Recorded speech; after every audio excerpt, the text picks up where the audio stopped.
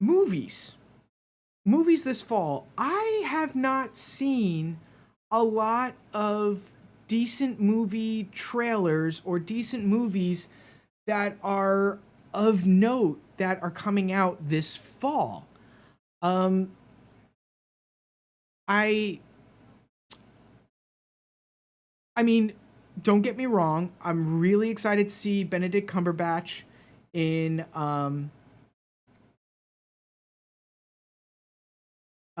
in Doctor Strange. I can't wait to see Marvel finally um bring in that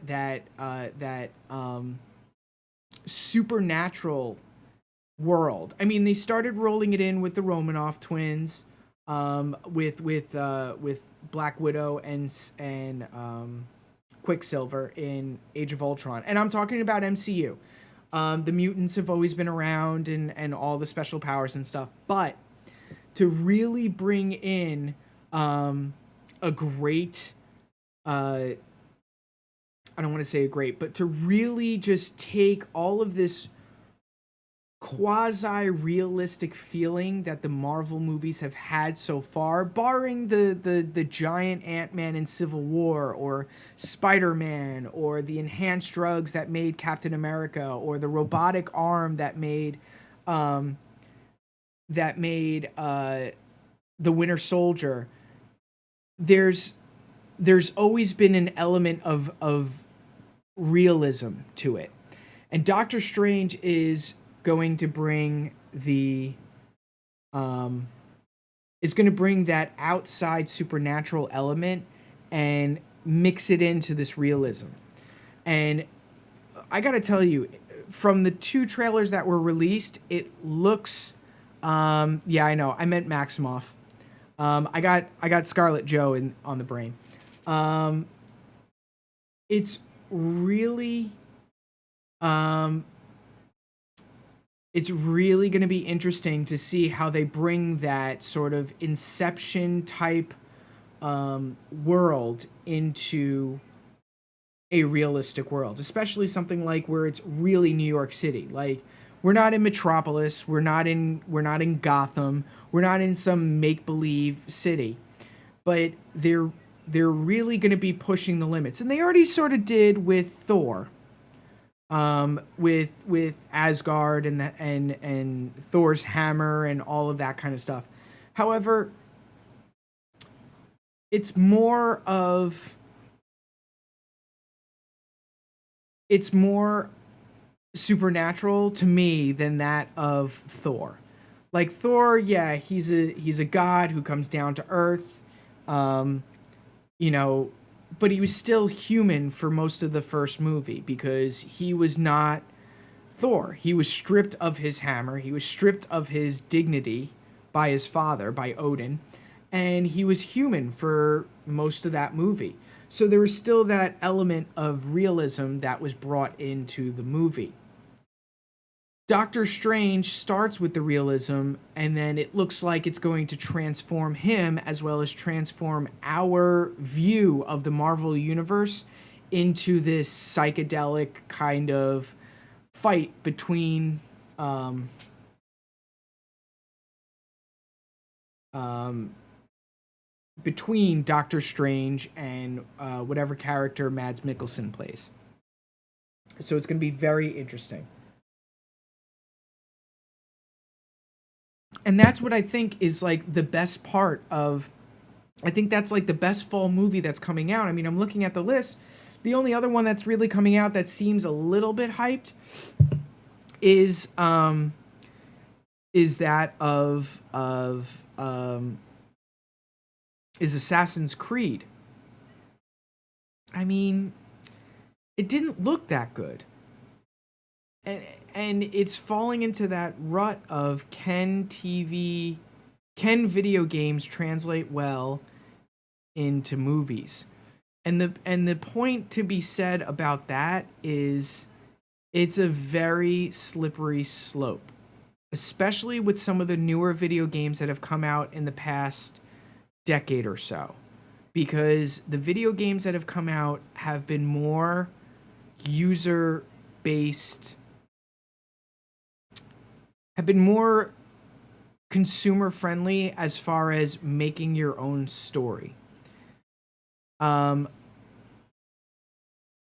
the the mentality behind a lot of these video games, even the ones that are very linear and very like, you have to go down this hall, you have to make a left turn, you have to make a right turn, you have to look through that door. Even those games, there's still that element of what will the user, what will the player choose? How will the player make it his or her story compared to how did the developers make the story? And that kind of gets lost in translation with a lot of these movies that have been coming out. In some of the movies, like the Resident Evil franchise, they've been making multiples of them and they've been doing well. It's not just they're making multiples of them, but it's just the fact that each of the multiple movies are doing fantastically well. And that's because they were able to take just the general feeling of the video game and just keep going with its own movie storyline. But a movie like Assassin's Creed, where the player is given this open world that they could walk around and choose to do this mission or choose to do that mission, or if they're on a main story mission, they could choose to do it differently from, say, their friend or their mother or father or whatever. It makes it possible for the players to create the story. And with a movie or even a TV show, but mostly with the movie, you're one and done. Unless there's a really broad story arc in the video game, you're really going to lose audiences because they're going to sit there and say, well, that's not how I would have done it.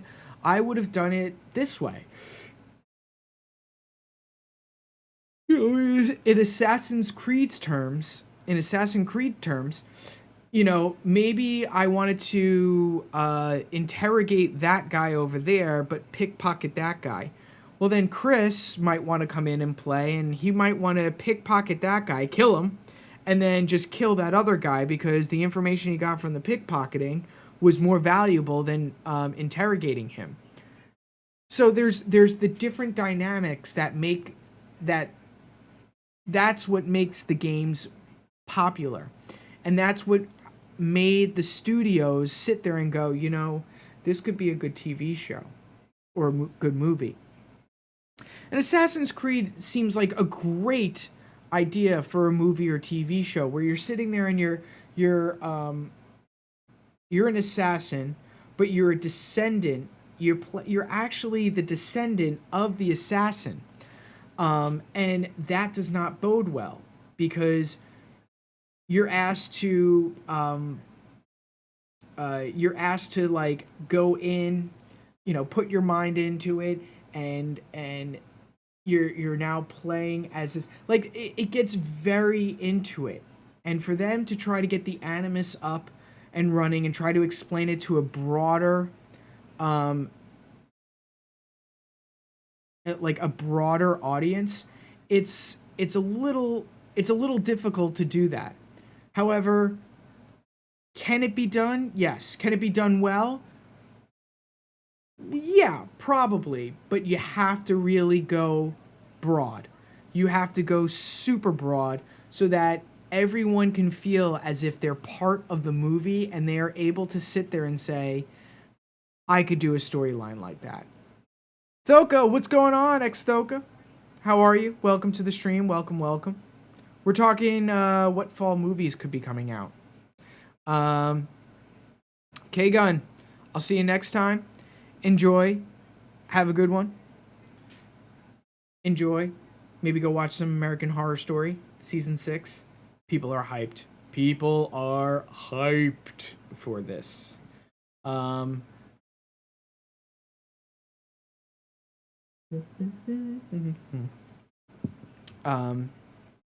So yeah.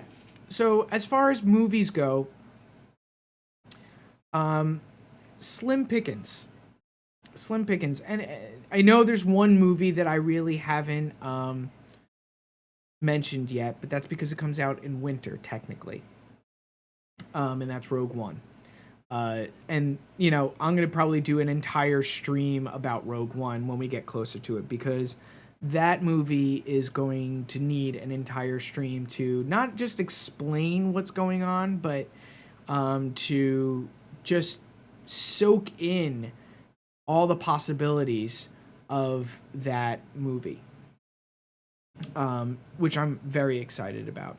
So that's pretty much everything that goes into this whole fall season. The Walking Dead comes back in October. I got my Comic-Con passes. Yeah. Comic-Con passes. Yeah. And there, of course, they're The Walking Dead. So I got Rick Grimes for Sunday, and I don't know who I have for Thursday. I'll look it up later. But anyway, yeah. The Walking Dead comes back, and of course it's going to be a huge season premiere because we finally get the answer to the cliffhanger of who did Negan beat in the end. People have their speculations. You know, I know someone's going to be in chat and just write about it right now.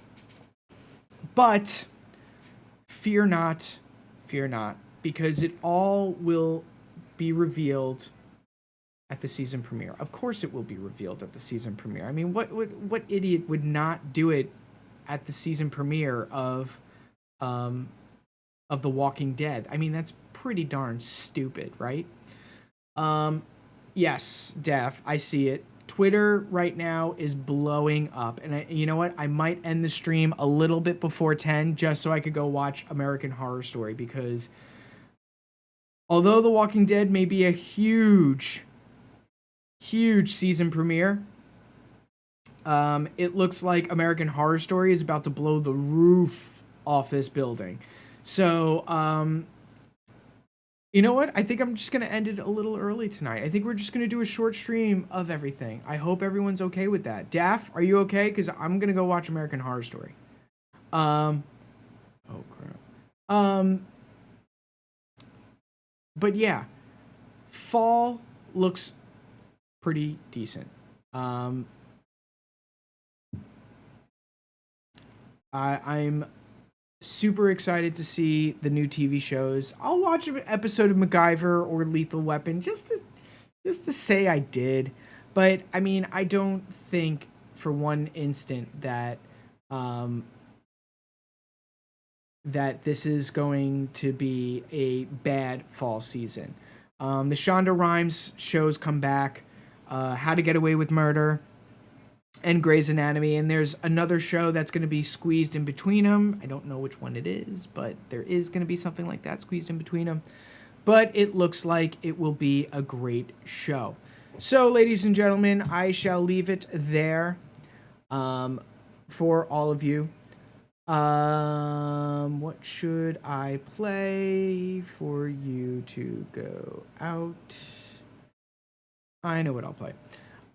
So yeah, ladies and gentlemen, you have a great evening. Thank you so much for sitting here and playing on this short stream. You know what? Another reason why I'm doing a short stream is because tomorrow night, 10 p.m. Eastern, 7 p.m. Pacific time, if you go back to twitch.tv/critcamp, CRIT camp, all one word, and I'll be hosting them, so you could always just follow me, and I'll retweet and all that kind of stuff.